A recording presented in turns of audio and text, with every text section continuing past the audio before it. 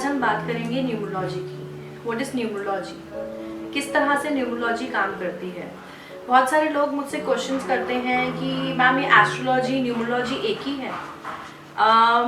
ये एक नहीं है। डेफिनेटली न्यूमरोलॉजी जो है वो नंबर्स पे वर्क करती है, एस्ट्रोलॉजी स्टार्स में वर्क करती है। सो नंबर 1 टू नंबर 9 की जो कैलकुलेशन है न्यूमरोलॉजी बेसिकली उस पर वर्क करती है। इसको हम कहते हैं अंकों का खेल। जब हम इस अर्थ पे आते हैं तो डेफिनेटली कोई एक डेट और टाइम होता है जो नोट किया जाता है, हमारा डेट ऑफ बर्थ जो कहलाया जाता है या टाइम ऑफ बर्थ जो कहलाया जाता है, उसी से रिलेटेड हम न्यूमरोलॉजी पे वर्क करते हैं।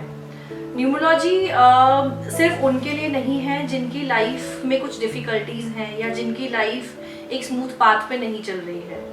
न्यूमरोलॉजी को आप फॉलो करके आप वो सब चीज़ें अचीव कर सकते हैं जो आप डिज़र्व करते हैं। लाइक आप डिज़र्व कर रहे हैं लाइफ में सक्सेस, लेकिन वो अगर आप काम कर रहे हैं तो मे बी आपको वो सक्सेस 5 साल में मिले या 10 साल में मिले। If you are following numerology you may get success in 3 years। आपको टाइम जिस टाइम पे मिलना चाहिए आपको वो उस टाइम पे मिल रहा है। आपकी लाइफ में वो शायद वो हर्डल्स ही ना आए, वो सक्सेस अचीव आपको बहुत ईजिली हो जाए।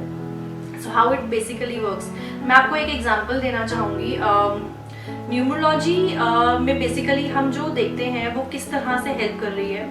काम आप कर रहे हैं लेकिन क्रेडिट कोई और लेकर जा रहा है, मेहनत आप कर रहे हैं सक्सेस किसी और को मिल रही है। ये जनरली हमारे ऑफिस में होता है, कहीं ना कहीं हम इसको अपनी लाइफ में भी एक्सपीरियंस करते हैं। हम स्कूल्स में साथ में पढ़े हैं, लेकिन जो हमारे कोलीग्स होते हैं वो काफ़ी अच्छी डेजिग्नेशंस पे, काफ़ी अच्छी पोजीशंस पे हैं, लेकिन हम शायद कहीं ना कहीं लैक कर रहे हैं। या तो हमें वो अपॉर्चुनिटीज़ नहीं मिलती, या अगर अपॉर्चुनिटीज़ मिल रही हैं तो हम मेहनत भी कर रहे हैं, हमें वो रिजल्ट्स नहीं मिलते। तो आज हम बात करते हैं न्यूमरोलॉजी कैसे वर्क करती है। नंबर 1 से लेकर नंबर 9 तक की कैलकुलेशंस होती हैं। लाइक जो लोग फर्स्ट को पैदा हो रहे हैं, किसी भी मंथ की फर्स्ट को, 10th को या 19th को अगर आप पैदा हुए हैं तो आपका जो रूलिंग नंबर है वो है 1, that is you are ruled by planet सन।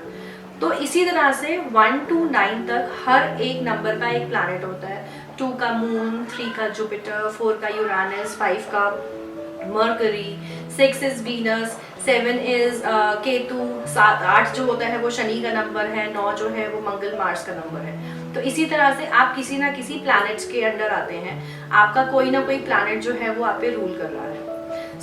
आप अपनी डेट ऑफ बर्थ तो नहीं चेंज कर सकते हैं डेफिनेटली, लेकिन हम जो हमारा नाम होता है, हमारे हर एक नाम में जो एक लेटर्स होते हैं, लाइक किसी का भी हम नाम ले लेते हैं रमेश, ठीक है, RAMESH, हर एक लेटर का एक न्यूमेरिक डिजिट निकल कर आता है, ठीक है। जैसे R का नंबर 2 है, A का नंबर 1 है। इसी तरह से हमने रमेश कुमार ले लिया एग्जाम्पल, उसको हम कैलकुलेट करते हैं और उसकी कैलकुलेशन निकल के आ रही है 4 पे।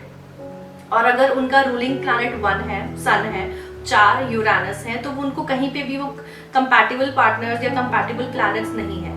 तो हम क्या करते हैं, उनके नेम में कुछ एडिशन या कुछ सब्ट्रैक्शन ऑफ लेटर्स हम करते हैं, जिसके हिसाब से हम उनके नाम को एक रूलिंग प्लैनेट पे लेकर आते हैं जो कि कंपैटिबल प्लैनेट होता है, उस पे हम लेकर आते हैं। That is the major remedy in numerology.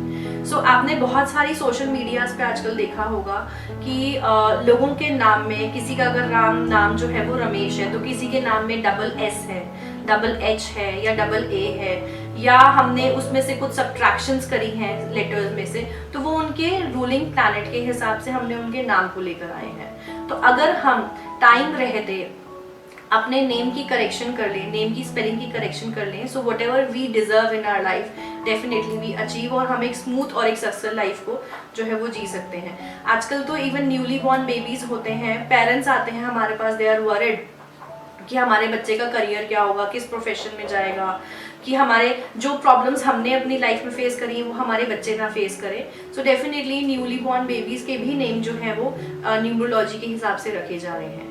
So better you follow and achieve whatever you want in your life and achieve success as soon as possible. Thank you so much.